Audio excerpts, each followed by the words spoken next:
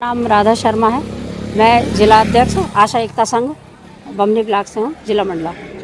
हमारी समस्याएं तो शुरू से लगी हुई है, लेकिन फिर भी काम का बोझ इतना रहता है कि हम काम को टालना नहीं चाहते। जैसा कि हम पहले भी सोचे थे कि एक बार हम ज्ञापन दे दें, सारे लोग इकट्ठे हो गए, लेकिन हेड काउंट सर्वे बीच में आ गया।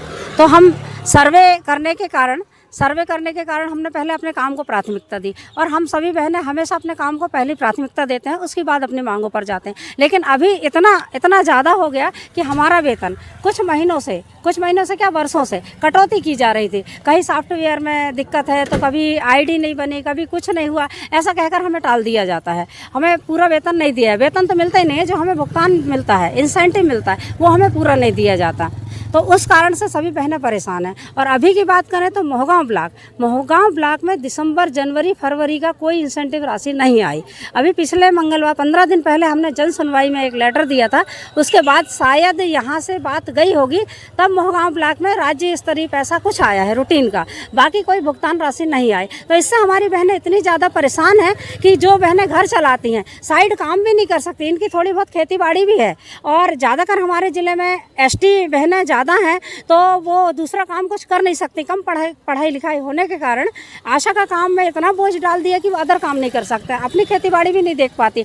इतना काम और उसके बाद राशि नहीं मिलना। अभी तक एक हमारी बहन ऐसी है मोहगांव ब्लॉक की कि जिसके बच्चे की फीस जमा करने में उसको बहुत दिक्कत आई कि भाई अब मैं फ़ीस कहाँ से जमा करूँगी, कैसे पैसा इकट्ठा करूँगी, मजदूरी करने भी अगर जाऊँ तो कैसे जाऊँ। आशा का काम इतना ज़्यादा, काम को हम हमेशा प्राथमिकता देते हैं और देते रहेंगे। लेकिन हमारे माननीय मुख्यमंत्री जी से, प्रधानमंत्री जी से यही उम्मीद है कि जो आशा की जो उन्होंने घोषणा की थी, एक वो बात भी है कि शिवराज चौहान जी ने, माननीय मुख्यमंत्री जी ने घोषणा की थी कि 1000 रुपये प्रतिवर्ष आशा का और आंगनवाड़ी का बढ़ाया जाएगा। आंगनवाड़ी का बढ़ गया है, आज वो 17,000 18,000 रुपये पहुँचने में है, लेकिन आशा कार्यकर्ता, जिसे स्वास्थ्य विभाग की रीढ़ की हड्डी कहा जाता है, वो वहीं के वहीं हैं, और बल्कि उनकी राशि काटी जा रही है। जो भुगतान पत्रक जो हमारे इंसेंटिव लिखे गए हैं, उसमें राशि की कटौती की जा रही है। अभी अप्रैल माह से शीघ्र पंजीयन का जो हमें राज्य और केंद्र से 200 रुपये की राशि दी जाती थी कि हम शीघ्र पंजीयन करते हैं, तो वो राशि भी अप्रैल माह से बंद कर दी गई है। हमारा यही निवेदन है कि वो राशि हमें शीघ्र प्राप्त की जाए, क्योंकि शीघ्र पंजीयन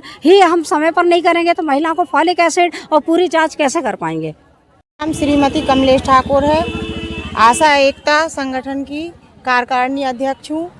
हमारे मुख्य काम है माता और शिशु की देखभाल करना, टीकाकरण और अन्य बीमारियों की रोकथाम करना।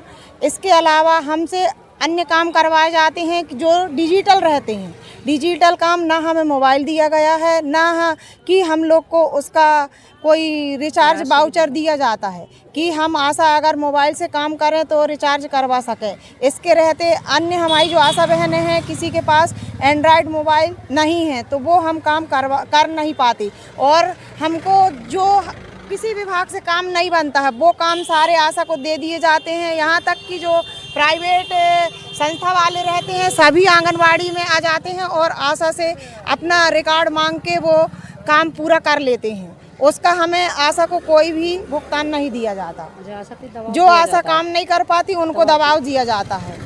मेरे मतलब ये है कि अगर सरकार काम करवाती है तो भुगतान करे। हम आशा बहनें किसी भी काम को मना नहीं करते। समस्या होने के बावजूद भी हम इतने सक्षम रहते हैं कि हितग्राही तक पहुंचकर उनका पूरा काम करवाते हैं। माता और बच्चे की देखभाल करते हैं और बीमारियों की भी देखभाल करते हैं समय समय पर, और अन्य काम भी बाहरी जो ग्राम पंचायत से दिए जाते हैं या जो पोर्टल में काम आते हैं वो भी करना पड़ता है, क्योंकि हम ग्राम के सभी हितग्राहियों के स्वास्थ्य की रक्षा करना चाहते। तो काम करने को आशा मना नहीं करती, पर हमें सरकार से यही उम्मीद है कि आशा के जितने काम हैं उसका तो पूरा भुगतान किया जाए। हमको कह दिया जाता है कि पोर्टल में भुगतान राशि ही नहीं है, तो क्या मध्य प्रदेश सरकार आशाओं का बजट पर्याप्त नहीं दे पाती है क्या?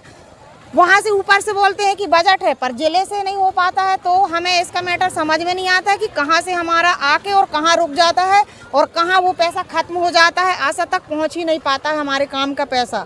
तो हमें यही उम्मीद है कि हमें हमारे काम का पूर्ण भुगतान किया जाए और समय पर किया जाए, क्योंकि हम आशा कार्यकर्ता अगर काम कर रहे हैं तो पैसे के लिए ही काम कर रहे हैं।